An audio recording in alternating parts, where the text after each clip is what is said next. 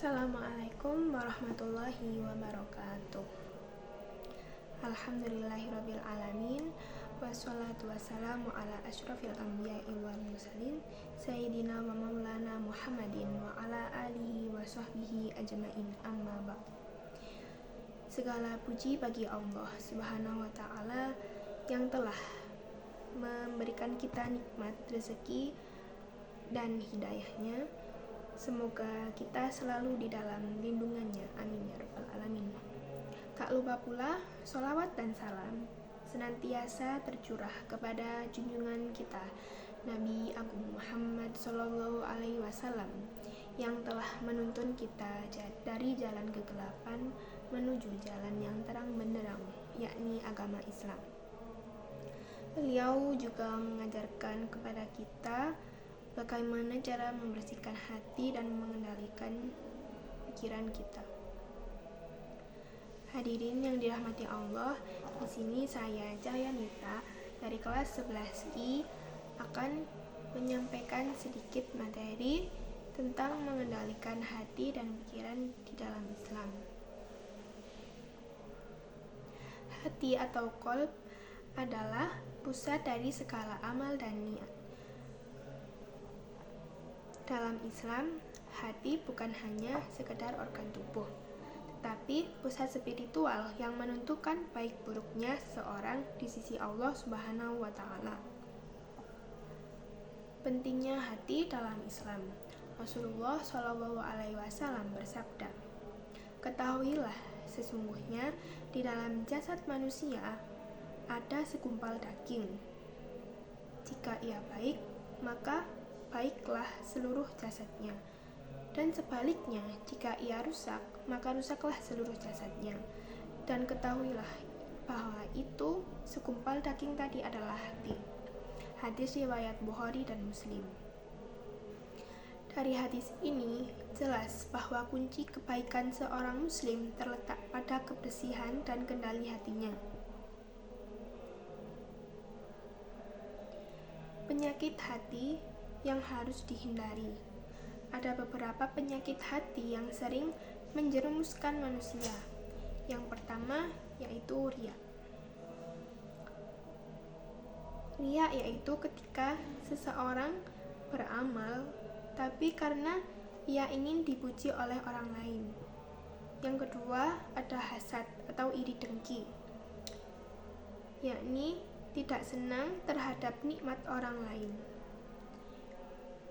Hatinya bergemuruh karena dia tidak suka melihat orang lain itu mendapatkan nikmat atau mendapatkan rezeki. Yang ketiga ada takabur atau sombong, di mana seseorang merasa lebih tinggi dari orang lain. Yang keempat, sujud pada hawa nafsu, mengikuti keinginan tanpa mempertimbangkan halal atau haramnya. Allah Subhanahu wa taala berfirman, "Maka pernahkah kamu melihat orang yang menjadikan hawa nafsunya sebagai Tuhannya?" Quran Surat Al-Jathiyah. Maka dari itu, kita harus bisa mengendalikan hawa nafsu. Kita harus bisa memilah mana yang baik dan mana yang buruk. Sebelum melakukan sesuatu, hendaklah berpikir dahulu agar kita juga tidak terjerumus pada hal-hal yang diharamkan oleh Allah Subhanahu wa taala. Yang keempat, ada cara mengendalikan dan menjaga hati. Perbanyak zikir dan istighfar. Allah Subhanahu wa taala berfirman, "Ingatlah, hanya dengan mengingat Allah maka hatimu akan menjadi tentram." Quran Surat Ar-Ra'd.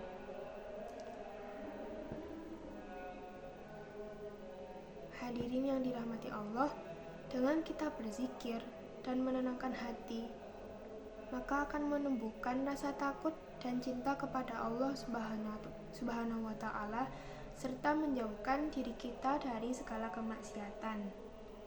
Yang kedua ada mujahadah an-nafs atau melawan hawa nafsu. Rasulullah SAW bersabda, Pejuang yang paling kuat adalah yang mampu mengendalikan dirinya dari hawa nafsunya.